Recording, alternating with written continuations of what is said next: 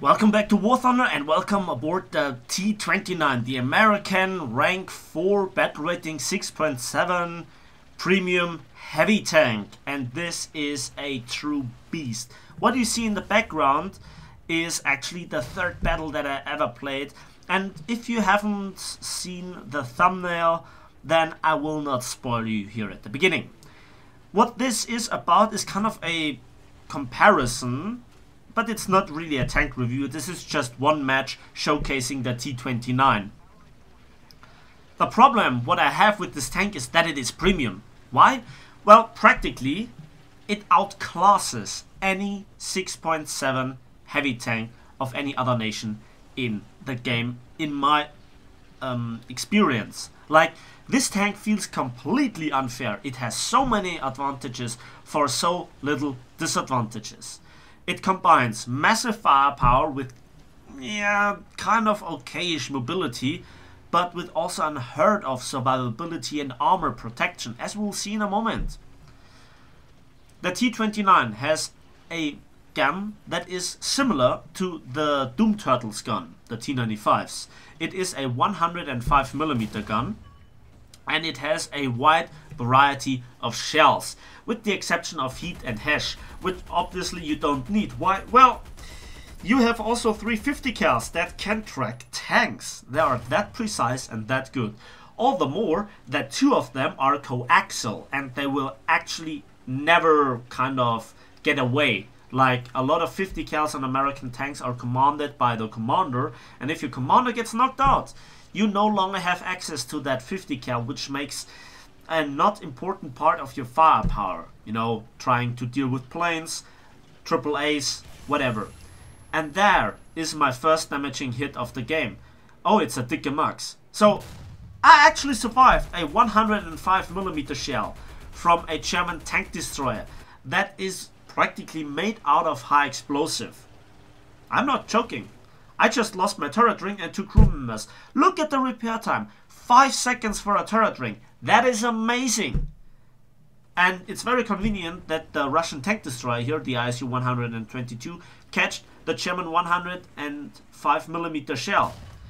And I returned the favor with a 105mm shell.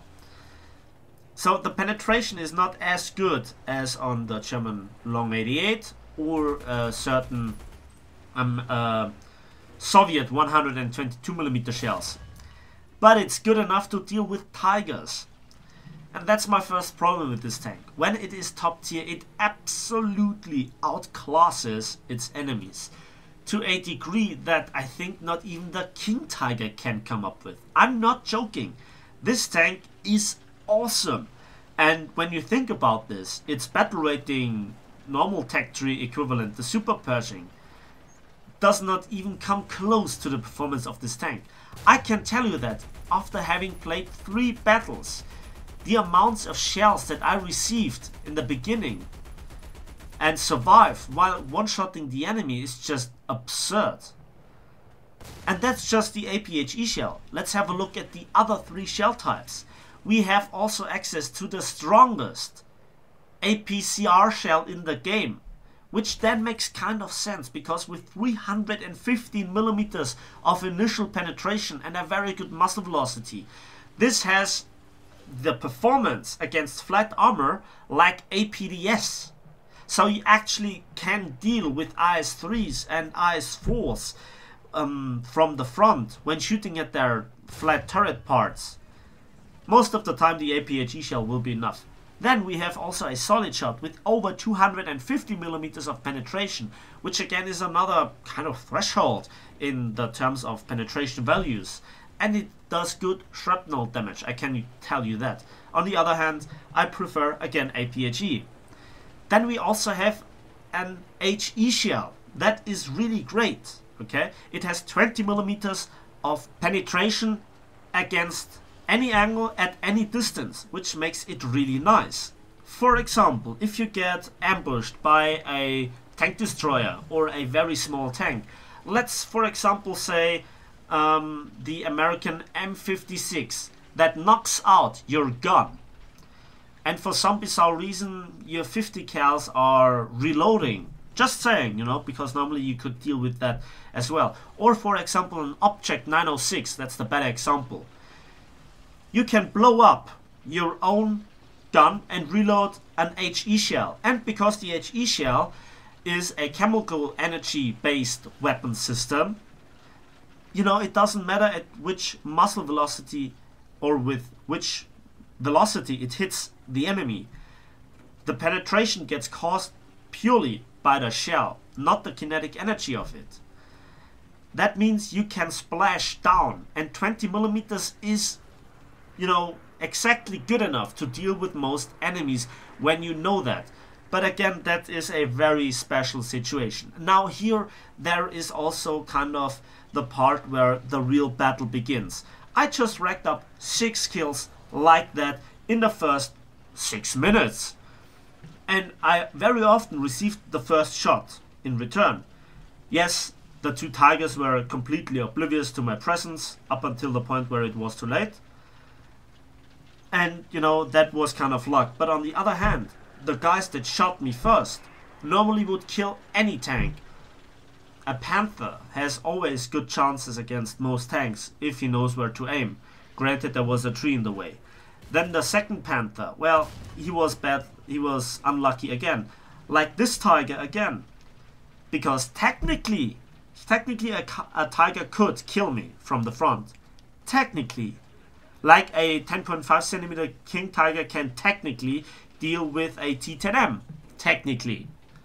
The reality on the battlefield is that I have, again, very good firepower, very effective firepower, an unheard amount of protection and survivability.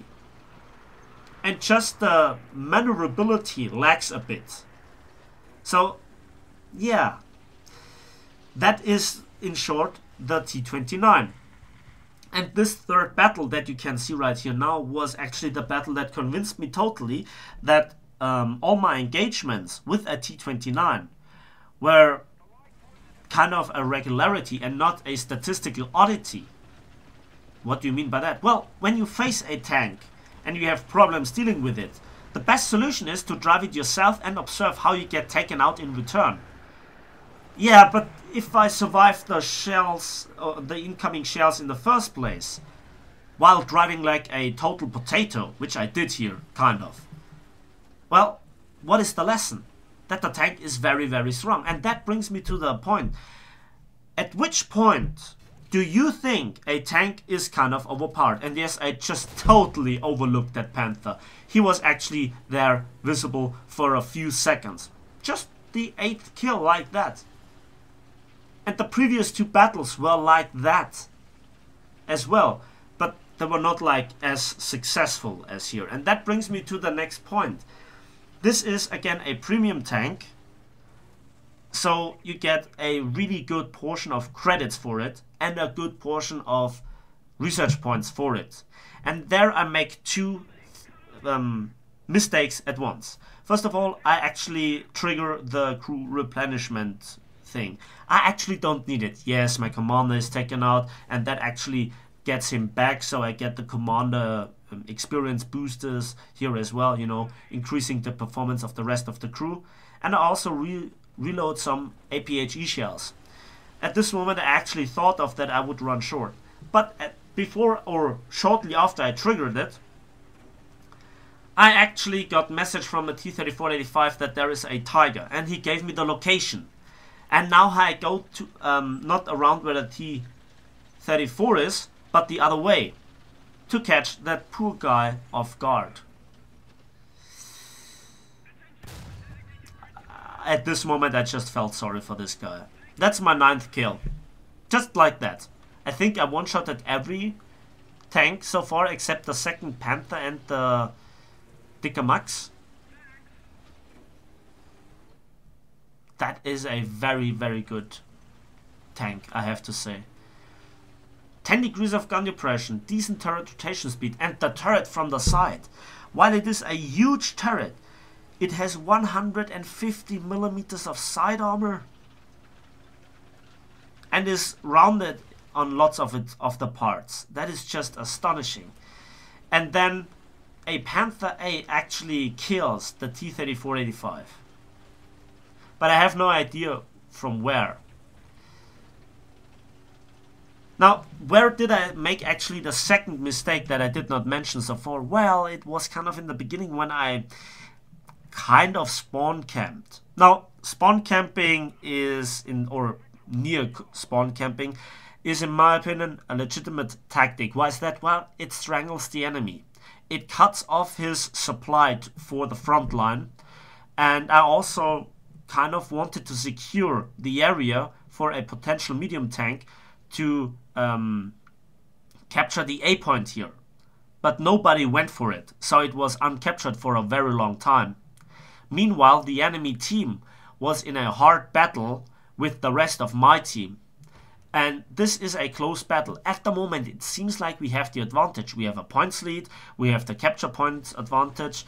And so at the moment, I thought it would be very wise to actually protect the A zone here. But now the C point gets decaptured by the enemy team.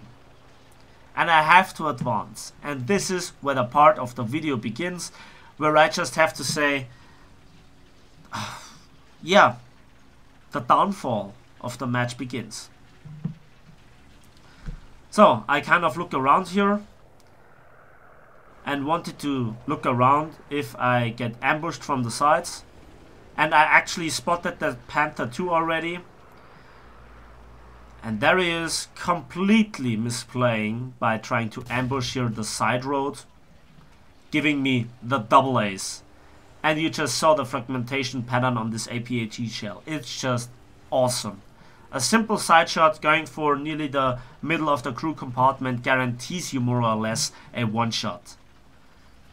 And now I have to advance. And again, you can see how difficult it is to maneuver with this tank.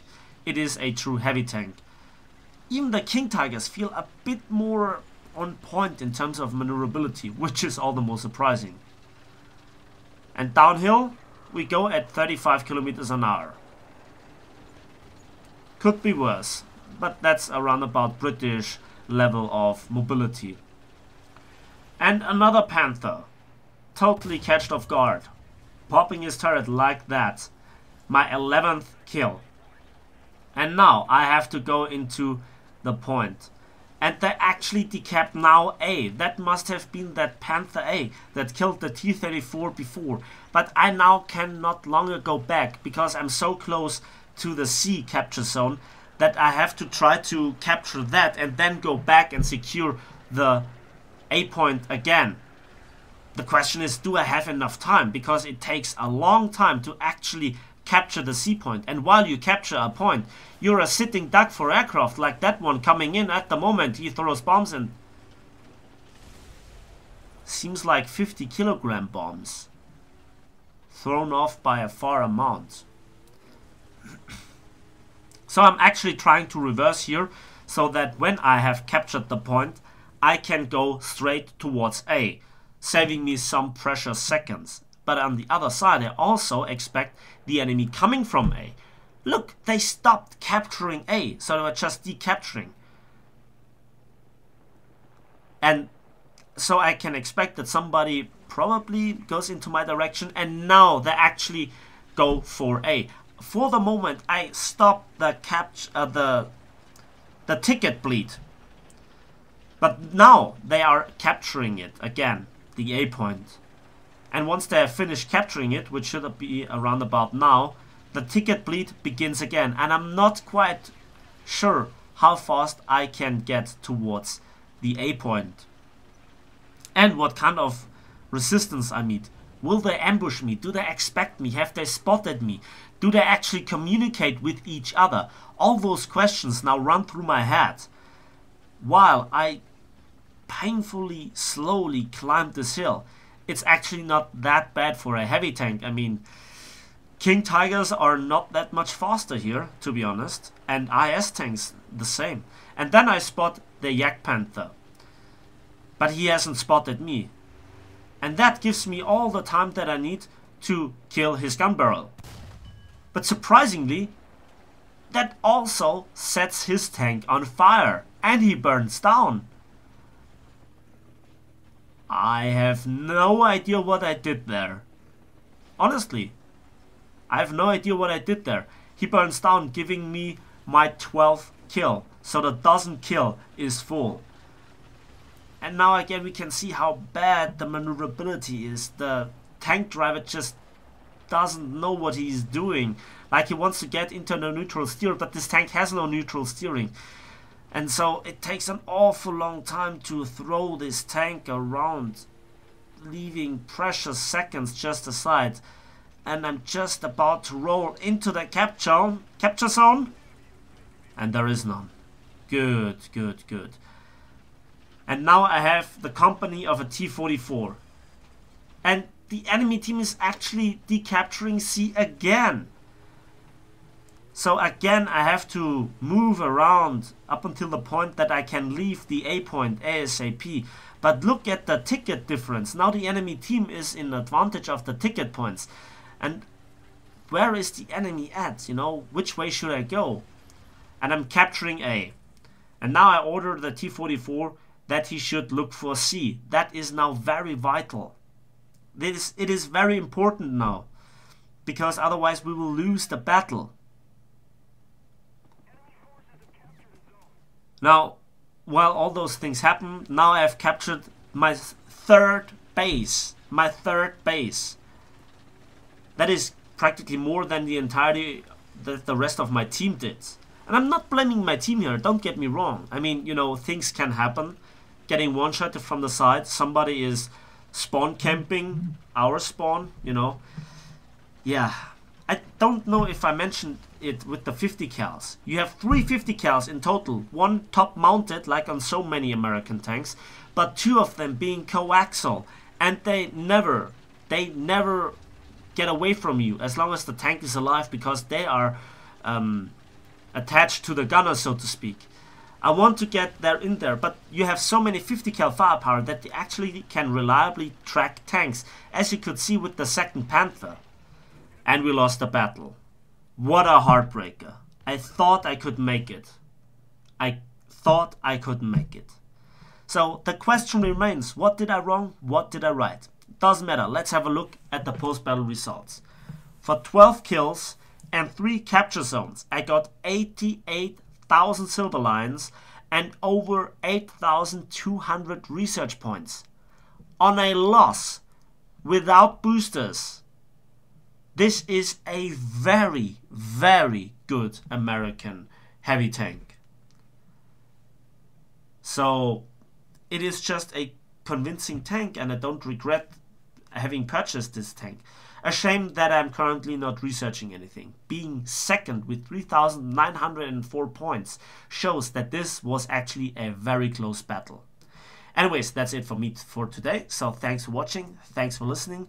Let me know in the comment section what are your experiences with the T29 and kind of its premium status in comparison to the Superpershing. Let me know.